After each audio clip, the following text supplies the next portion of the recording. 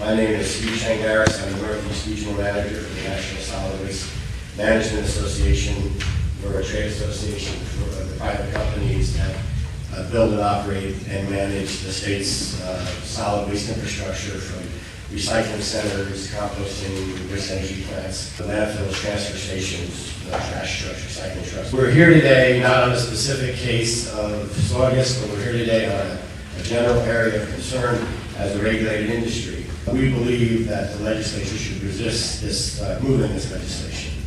We believe firmly that the state, when it contemplated and wrote the Solid Waste Management Act, allowed for ample input from the department, from the community, from the vendors, the project proponents, and that process in and of itself yields a pretty good result. Notwithstanding the previous testimony, we believe that changes to that process like this send chilling effects. And Massachusetts, and it was in the previous remarks, where this industry is an industry that we want to do different things with waste materials. And the very fact that we talk about trying to alternatively use ash, we've been advocates of that over the years. And we are doing things in that space with recycling, with organics, and other components of the waste stream. We're going to need to site and build facilities. And as we site and build those facilities, it's going to require proponents, a lot of capital investment, and a lot of work with the DEP and local communities where we host the facilities. This kind of legislation will send a pall through any kind of development there. And those kinds of activities that we're planning to do and that we're called to do by the DEP and the Global Warming Solutions Act and others are the very same tools that are designed to reduce the loading of carbon in the environment and to protect the environment. So, as a trade association guy, a political scientist, not a lawyer, I don't envy the role that you'll have to play as you try to sort out these issues. But there's a strong community of companies out there today that work closely with their communities, that work closely with the DEP, work closely with the engineering communities and the other consultants who know about these issues, and we want to stand up for that process. And that process has worked well over the years and serves the state well, and that we really encourage the legislature to be very cautious about intervening midstream in a process like this and allow that process to continue to work itself out. So I'm just looking at my points. The Solid Waste Management Act is well thought out, and the planning feature is good. It requires the highest of environmental science, environmental permitting. The midstream point, that we don't think this legislation is appropriate with midstream. We believe the process works. It's would show capital investment and stymie future improvements to the system. It's just not one case. It's a statewide system, and what happens here very well is going to impact elsewhere in the state, but we have great concerns about that. Thank you, Mr. Kangas. If this legislation goes through, would there be any type of financial impact to... I'm not here to speak for any individual company. I'm here to speak for an industry. The concern there is that as an industry, we live in this world where we have to provide a service that's statutorily required under the rules and regulations set by the department under the statute. And we have a private model in this state. So facility development requires capital financing. And anytime there's a project cost, that has to go into the business additions worksheet, what have you, when we develop and try to run a facility. And I would dare say that the current infrastructure in the state for disposal is at its stretched. And every disposal site and every capacity we have is vitally needed as we struggle to determine how best to manage organics, how to improve recycling, and how to do these other things with the waste stream, make less waste, do these other things that are so important. But in the meantime, the trash is still at the curb every day. The businesses are still involved in their manufacturing processes, and we still have to handle these materials in a responsible way. And the responsible way is to recycle it, to reduce it, and then to send it to safe homes and waste energy plants and landfills regulated by the DEP. We're referring to now, is there a newer one? Obviously, I think this is 40 years old, or somewhere in that vicinity. The one here in Saugus is about 40 years old. And there seems to be some question on the difference between a liner and a slurry wall. Anything more recently where there's an actual liner that has been laid out, and is the purpose for having to add that liner? Because there are some concerns about seepage into the ground as compared to the slurry wall. I'm trying to get a sense of what that all means and how much more concerning, and I see on some level, some concerns, right? So can you answer those questions? I'm not a technical person, but in this case, the Department of Environmental Protection, and one of the things that we talked about in the industry in the past that we've encouraged is that their performance standards.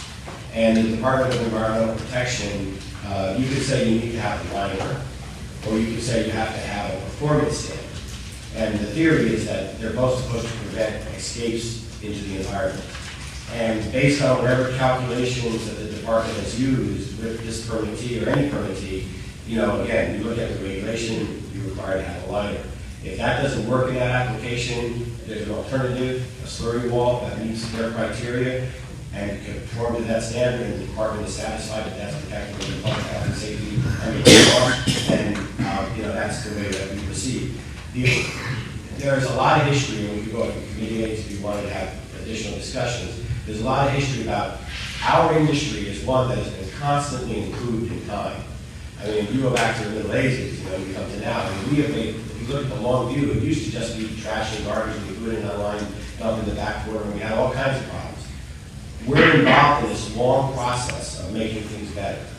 And I don't disagree that there's controversy and that there's a lot of angst out there, but from where I sit, I feel that in this longitudinal continuum, we've made a lot of progress.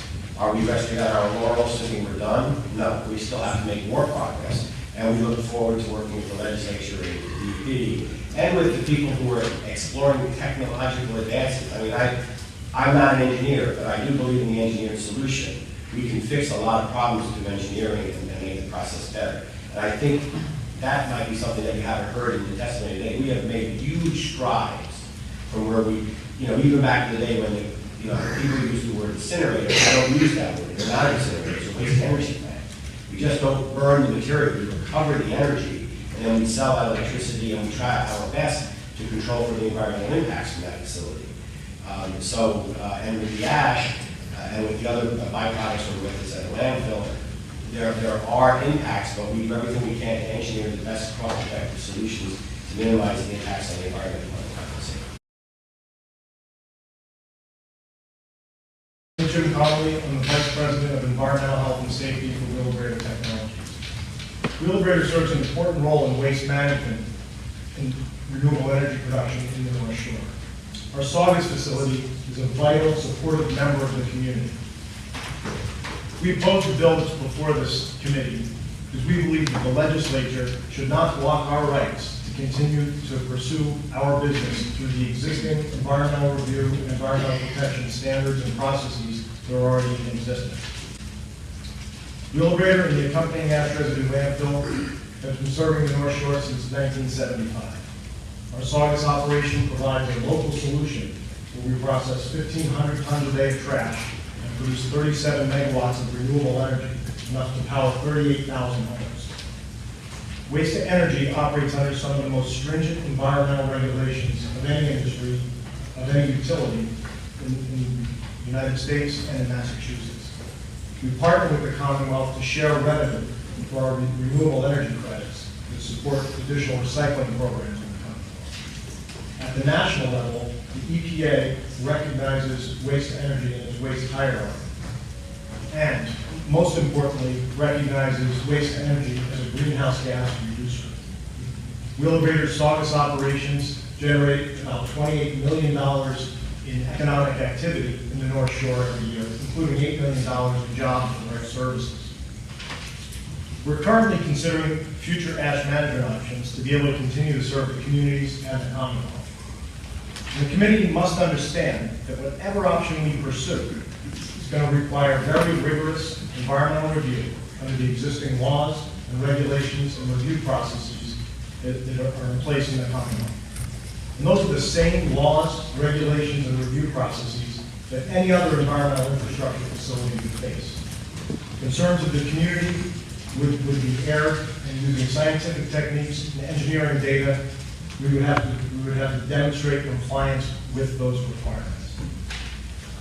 We fully recognize that no matter what our proposition is for the future, there's no way we can continue without following those processes and demonstrating, as we operate today, there's no negative impact on public health or the environment. We strongly believe that it's unfair to pass a law stating that the existing laws, standards, and environmental review processes are inadequate in just this one case, just us, without any scientific data or evidence or any review process to make that determination. We remind the committee that Wheelabrator serves an important role in waste management and renewable energy production in the Commonwealth, and that our facility is a vital member of the community. For these reasons, and for others that may be more fully described in my written testimony and by others, we ask that this committee please defeat this bill. They simply leave or would not come. One of the beneficial aspects of hosting regular bird walks is that the species diversity at the landfill is documented by a group of knowledgeable individuals approximately 30 times a year. It is a community relationship that we at Wheelabrator Saugus value very much. Since 2002, the results of these inventories have been recorded with the Cornell University's eBird database for everyone to observe. My written testimony that I'll hand in as a link to that website as well. The Wheelabrator Saugus Bear Creek Wildlife Sanctuary Management Team then uses this data to manage the establishing coastal ecosystems on the landfill. The database allows us to establish ecosystem successional trajectories by evaluating the habitat preferences of each of the individual bird species. We then compare these preferences with the first occurrence of that species as a migrant at the landfill, the first occurrence of the species as a breeding species at the landfill, and the species frequency throughout the year. Claims that Wheelabrator has negatively impacted the environment are completely unfounded. The company is strictly regulated by federal, state, and local agencies. Furthermore, if the landfill was negatively impacting the environment, the above referenced species accounts would likely have trending, reflecting poor species survival and use rates. We are proud to say that it is contrary to that. In fact, our species diversity increases each year, and we encourage to use the website to help us manage and interpret the data as well. Wheelabrator Saugus is a good corporate citizen, and the company should be acknowledged for its positive contribution to the regional communities. That's it. Thank you. Is there any likelihood that the top 18 inches of the landfill could have a different impact than the bottom? What, as far as, you know, if there were more toxins, if you would, in the lower recesses of the landfill than, say, the top 6 inches? I'm probably not the best person to answer that question, but my understanding is that the leachate collection system maintains a negative water elevation below, so if anything were to happen, water would come in and nothing would get out. So it's a contained system, similar to a bathtub. And so the only way for the water to get out is to be collected where it's then treated and used in the facility. I organize and lead nature walks on average twice a month. We invite members of the public to come on bird walks, and the company provides a few pairs of binoculars for people who don't have their own. Since no pesticides are used on the property, the place is relatively thick with bugs and insects of all kinds. I have invited people who are interested in biodiversity. Lots of bug people, but also plant people, butterfly people, etc. come and roam the property and see what we can find. One thing I should say is, there's been talk about the ACEC area of critical environmental concern. I'm a founding member of Friends of Belle Isle Marsh in East Boston, and we were instrumental. Our group organized the granting of ACEC status to the Rumney Marshes, which included Rumney Marsh and Belle Isle Marsh in East Boston. So just wanted to put that out. Back in the 1950s, dozens of acres of Rumney Marsh were buried under all the trash generated by Saugus and surrounding towns. In 1975, Wheelabrator acquired the property and made it into a trash-to-energy plant. The actual incinerator was dumped into the salt marsh. In the 1990s, Wheelabrator designed the grassland on top of the landfill, relatively. Now, grassland is a relatively uncommon type of habitat in eastern Massachusetts, which is why we in the bird watching community got excited about it when we first heard about this landscape. So it's several hundred acres of grassland, and it's a beautiful place to walk. But I had an issue and I needed answers. Here I was, walking there a couple times a month and inviting the public to come along. If there was a safety issue from a hazardous waste, I need to know about it.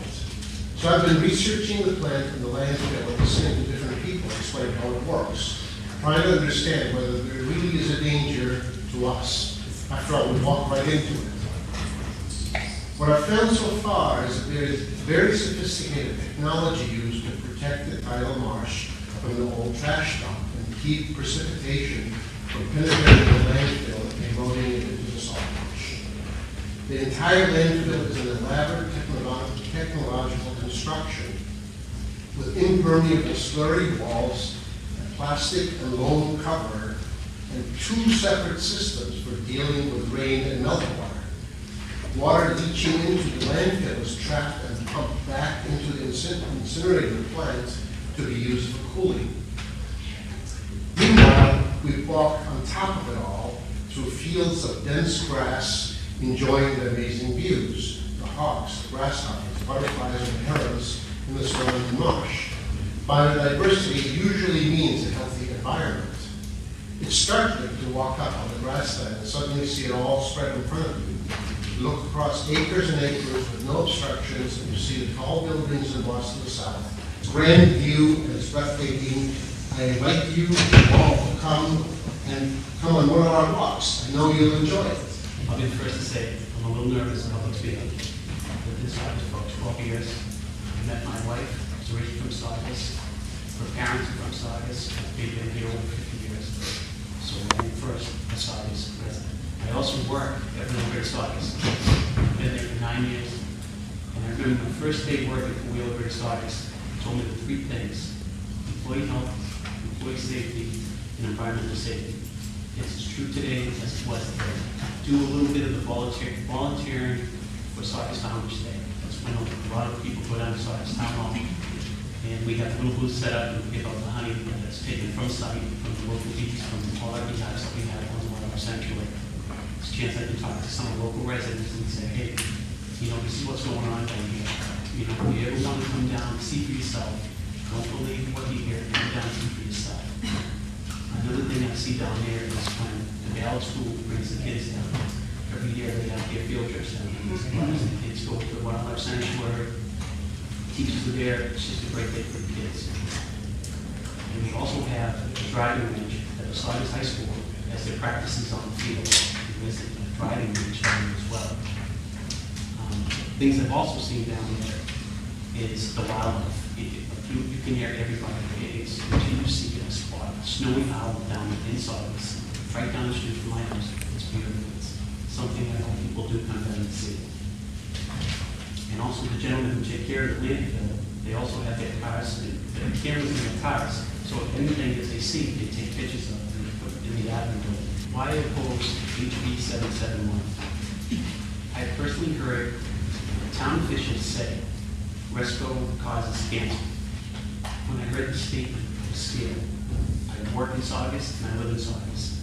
So I kept listening to her so she could give me the proof or data or science or anything as to why she would make the statement. But she can't bring that up. Enough is enough. If you have any proof that people in Saugus are actually getting sick from the ash at our landfill, please show me, show the towns, give us the proof, please. In closing, let's let the trade professionals from the DEP oversee the landfill and not politicians. Speak in opposition of these two pieces of legislation, and I do so because This is our 11th season. I'm in charge of what's called World Series Park, which is a baseball facility in Saugus. We built it in 2004. We have relied on the support of businesses for financial support over the years, and Wheelabrator has been one of, if not the biggest, contributor to our baseball field that provides more opportunity for the youth of Saugus to play baseball. And I think we have provided that. The amount of young people who play at the park and the most over 200 games a season, it's a big league size field, it has increased over the years. I feel a tremendous sense of satisfaction for that, and it wouldn't be, if it wasn't for the financial support of businesses like Wheelabrator, it wouldn't be possible. Yes. Nobody gets paid to work there, it's all volunteer. It's administered by a committee called the World Series Park Committee, which was formed in 2004. We're a 501c3 nonprofit organization. And again, we rely on donations and fundraising that we've done over the years. So we have a tremendous facility. It's one of the best facilities in the area, the natural baseball field. I trust that the Mass DEP properly regulates Wheelabrator.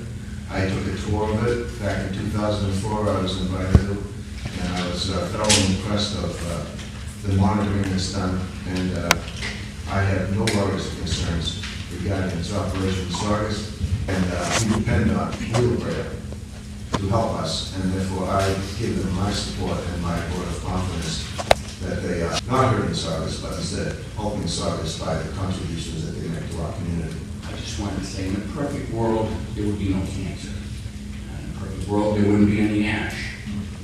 Unfortunately, we have to live with some of these things. I do oppose legislation, and I think that Wheelabrator has done a significant job of remediation.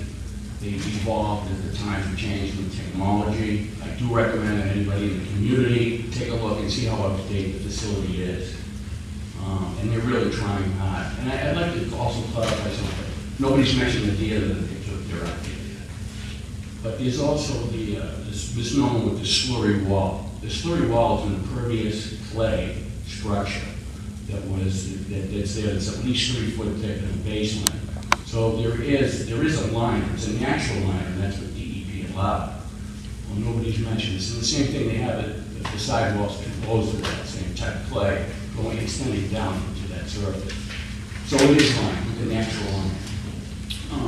And there are other issues like that. And I'd like to make a recommendation to the Saugus Board of Selectmen, institute a committee that would have more of an ongoing dialogue with Wheelabrator.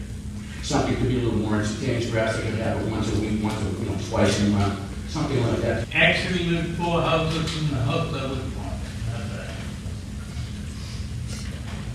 I am a retired man from Eastern Tool and Stamping or American Steel Toll, which is on Ballard Street in Saugus, across from the Resto facility. I retired as Vice President of Manufacturing, and I worked there for 28 years.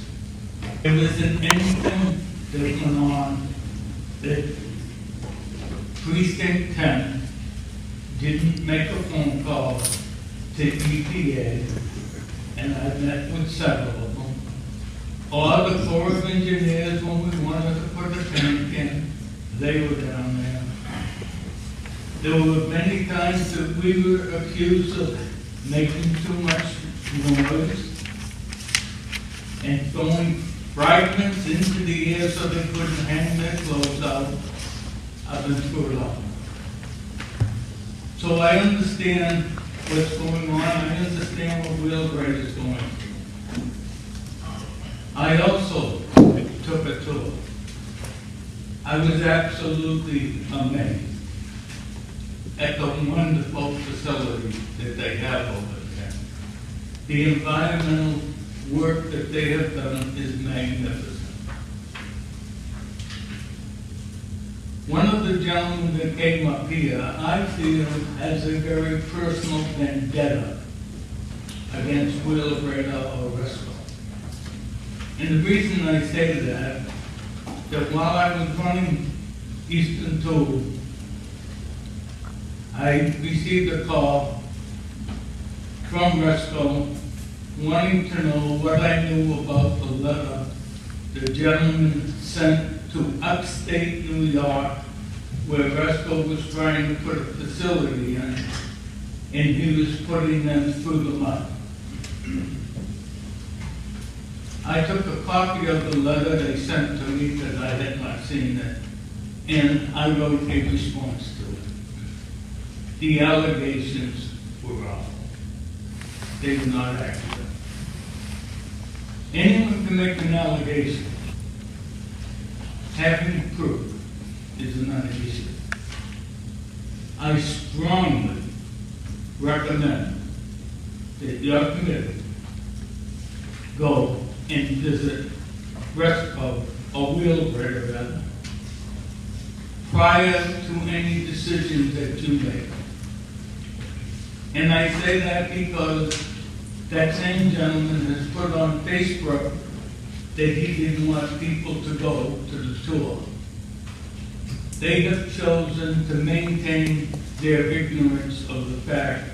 Please do not do the same thing. Professional engineer in Massachusetts with 30 years of landfill design and solid waste management experience. I have no contractual relationships with Wheelabrator or with this landfill. But I've worked on hundreds of landfill facilities across the New England area. I do not believe it is proper to target specific facilities through legislative action, but rather to allow the rules and regulations that are in place to function and be followed. For 8 of my 30 years of experience, I worked at the Mass DEP in the Commissioner's Office, who was the lead landfill engineer for many of those years. I'm very aware of the Saugus ash landfill and what is known as an equivalent liner system that was issued as an approval by the Mass DEP. What that means is that the system that's in place at this landfill is equivalent to a landfill liner system required by the Mass DEP regulations. I believe that the Mass DEP should be allowed to do its job and that we not use the legislative action to supersede the extensive regulatory process. DEP decides that 2016 is the end, right? And they decided that they're going to close this down. What does happen with what is there? We just close it up and nobody is any the wiser if there's ever an issue there? Mass DEP, I can't speak for Mass DEP, but knowing the regulations do require the landfill capping system be installed that seals over the top of that ash material, and that 30 years of post-closure, post-capping monitoring be done for the environmental parameters for water, surface water, air emissions around the site. So those regulations are in place. So what is that process? What's the capping process? What does that mean? It's a series of layers that are placed on top of the ash material to seal it so that rainwater that hits the top of the surface cannot penetrate through the cap, but rather run off as clean stormwater. I have a strong technical background, so if you have questions about this, please ask. My background, I'm a master's in engineering, I was an environmental manager for many years. Now I'm actually environmental manager for the Wheelabrator Saugus facility. I just want to, with you, address a few of the items described in the bill, some significant misconceptions, and I'd just like to bring those to you and have you understand it with the data that's provided to the state and local board of health. The nature of the ash is non-toxic. The ash residue is routinely tested by EPA toxicity tests and determined to be non-toxic by state certified laboratories, not done in-house.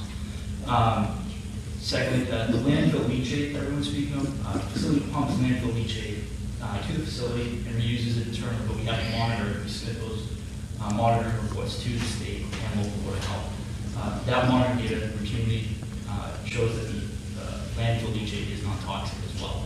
So if it was toxic, what would happen? If you saw something that came through your facility and a red flag went off, what would happen? There would immediately be a notification to the local board as well as DEP. We'd have to investigate the issue further. It would depend on the nature and extent of the issue. That I would have to go. The other side of that, I'm the one that manages these companies that we have to come in to collect these samples. It's third parties. We're not allowed to collect them. There's a balance of power with that, so it's not something we can fund. Secondly, the ash transported to our adjacent landfill does not have fugitive dust with it. The ash comes off our rigs into a water bath, so it looks more like concrete slurry. It's very wet. It's brought to our landfill. At the landfill, it dries into a solid state. It's actually hard enough to walk on it when it dries. That's covered with the soil at a minimum every 7 days, generally it's quicker than that. The operations of the landfill is that I actually go out and inspect on a regular basis. Our facility supervisor is required to go out there every shift. So there's a lot of eyes on us to ensure that we're doing this the right way. Thirdly, people speak about groundwater impacts. Groundwater impacts surrounding the facility, especially the landfill, are protected by this slurry wall that everyone's spoken of. It's an extremely low permeability clay material. We're pumping over 150,000 gallons out of the inside of it every day to maintain an inner gradient. With the groundwater on the outside is higher than the groundwater on the inside, so if there was ever to be a failure of this wall, the water would then transfer inside the active area of the landfill and be pumped. These environmental controls, the slurry wall, were part of the Department of Environmental Protection's review, and they approved this prior to issuing the permit for the landfill. If it wasn't, this was done, is this okay? Something else that we have working for us in this area in Boston, we have a shallow layer of Boston blue clay. So the clay slurry wall, someone mentioned, is nothing below it. Well, what's below it is a layer of Boston blue clay, nearly impermeable to create that, what someone mentioned before, bathtub. And that's how we're able to maintain the water inside on the back of the facility. The last thing I just want to mention is compliance at the facility is monitored by unannounced inspections from the Massachusetts Department of Environmental Protection. We have a registered professional engineer come in every other month at a minimum to inspect us unannounced and report to the DEP and local Board of Health. The local Board of Health also has a professional engineer that works for them that audits all of our reports that we send to them, as well as comes on site and checks us for compliance. You alluded to the fact that you haven't had issues with compliance, issues with environmental testing. I was reading through the written testimony from the Sierra Club, and they note a settlement of $7.5 million to the DEP for failing to properly treat and dispose of toxic ash, as well as for releasing 8,000 gallons of contaminated water and ash sludge into local waterways and surrounding wetlands. So if you could just explain that. I've been with the company for about 3 years now. That was just prior to my arrival. They actually changed their management structure coming out of that, and that's part of why I'm hired for the company. I don't have direct experience with that, so I can't comment on that. What has changed from 2011 to now? I think the environmental health and safety roles, to split them up. We now have regional management for environmental compliance solely, as well as local management myself for environmental compliance. We additionally have employed a landfill environmental manager, so we're able to keep the city of checks and balances much better than may have been done in the past. And the way we do that is I directly report to corporate environmental. I actually don't work for anyone at the facility. So my allegiance isn't with local people saying, hey, I would do this or that. Lastly, have there been any issues since the settlement in 2011? We went through a 3-year Attorney General consent order audit, quarterly unannounced audits. Coming out of the audits, we had a meeting with the Massachusetts Department of Environmental Protection and the Attorney General. That was this past February. It was a very positive meeting. They're extremely happy with the way we've come along. These facilities operate and maintain, protect the public health and the environment. When there are issues, they are reported promptly, and the Board of Health is notified. Generally, there's a lot of data that goes along with these, so sometimes the reports take a while, but they are notified immediately. I do have one other thing. So in 2011, the ash was toxic, and now you say that the ash is treated or tested regularly and it's not toxic? What has changed that made it not toxic? There's various environmental controls that go into place in the production of the ash, if you will. I can say since I've been there, those controls are monitored on an internal basis, QHGC, on a bi-weekly basis, And there's reports to the state that the state is not toxic on an annual basis with our stack testing. The Board of Health has observed that as well as the State Department of Environmental Protection. So, but before 2011, was there still some residual effects in the ash that was being put into the I've reviewed the reports prior then to the 9/1 stack testing. None of these reports have exceeded the toxicity limits. So for that statement, there may be other things that happen on our. I'm sorry, Maybe sure. some- Jim Connolly. Yeah. I can just speak to the issue before Mark joined us prior to 2011. And our ash has been tested by the TCLP method, predecessor method called EP tox, and it has not been found as toxic over the whole life of the facility. So there are opponents like to characterize the ash as toxic, or they're going to say toxic ash. But per the EPA definition, for the tests they prescribed by the regulatory agencies, the ash is not toxic and they're not tested. But isn't that contrary to what the report's saying? That's, we'll read from the. So why would you find $7.5 million if it wasn't toxic?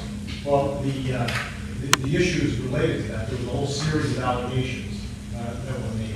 We fully cooperated with the DEP and Mass Attorney General's office in the investigation. And it got to a point where these things often do, where we were going to face a very significant amount of litigation.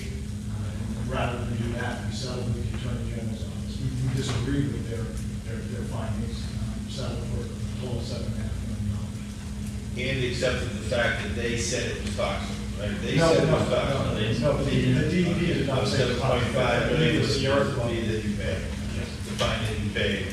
Okay. First of all, I was on the Board of Selectmen in 1997 to 1991, when the retrofitting to the Bresco plant was ordered. At that time, it was absolutely necessary to be done. The stack at that time, I believe, was 180 feet, now it's 280 feet. Smoke was coming out fire. We didn't have scrubbers, we needed those. But when it comes to the two bills that are before you today, the two bills I consider a little bit premature. And the reason I say that is that we really haven't had much local discussion on this, and this is a community issue. The community issue in that we have trash, we have cost of trash. We have people in East Saugus who many claim have illnesses resulting from the burning of the plant itself. It seems to me that there needs to be much more discussion that takes place between RESCO, the Board of Selectmen, town officials, and the DEP. Now, the DEP has renewed that license since 1996, as it was mentioned here before. And it was renewed numerous times. I would assume that since it's their job, the first and foremost job of the DEP is to protect the communities in the Commonwealth, that they took great note of the evidence that they had before them before they renewed that license numerous times. But anyway, what I would like to see now is that I would like to see a much more, as I say, discussion of this whole environment ever since the 80s. Talk from both sides. Finally, it's time to put the whole thing together and get all the principles together. I don't know how you do that. It just seems like it's necessary to be done. And perhaps with a discussion that's transparent and that the community is attuned to and aware of. Talk today is of the slurry wall, the talk is of the toxic ash and everything. Whatever the height of the landfill is today, which is quite high, I mean, it's what, I think it's 30-something feet, maybe, I'll be stand corrected. But whatever it is right there right now, is that should you close the landfill, or pass a bill to close the landfill, what will happen to that toxic waste that they talk about? Does that mean we just leave it there? Do we force RESCO to remove it? Or is it truly not as toxic as as we've been led to believe. I don't know the answers to those questions. But I do know that from this point forward, should that reach its capped level of where it is, currently approved for, that there is going to still, if the plant continues in operation, there is still going to become ash coming out of that plant.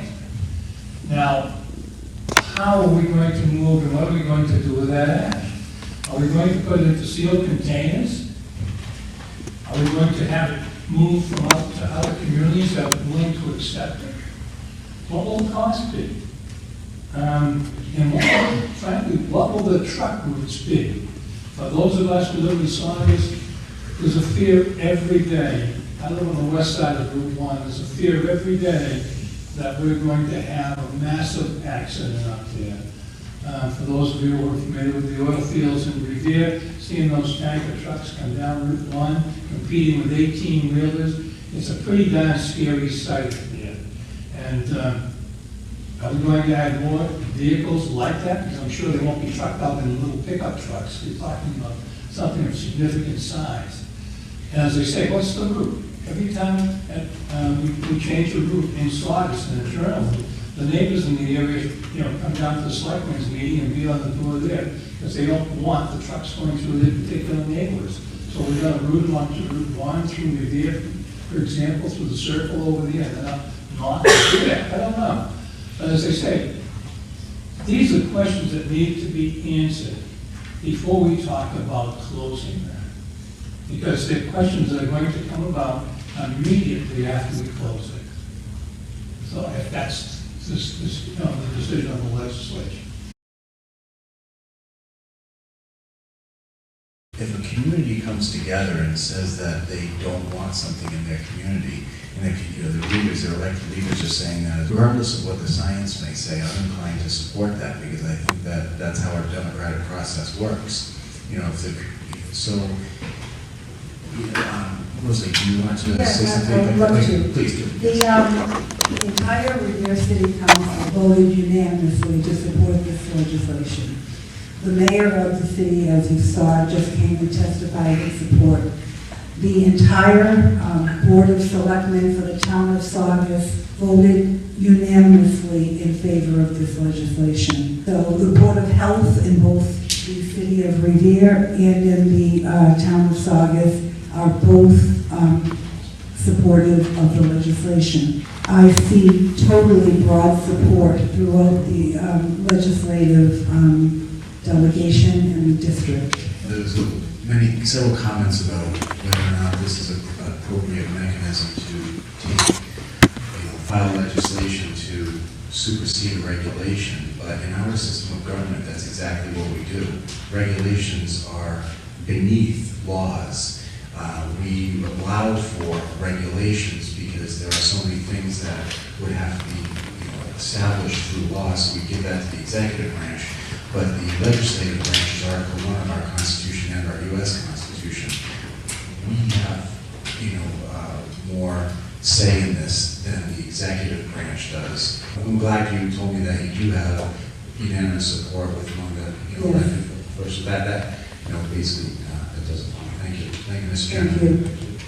I appreciate all of you who have come here this afternoon on behalf of 770 and 7071. I will now close that portion of the hearing. Thank you all very much.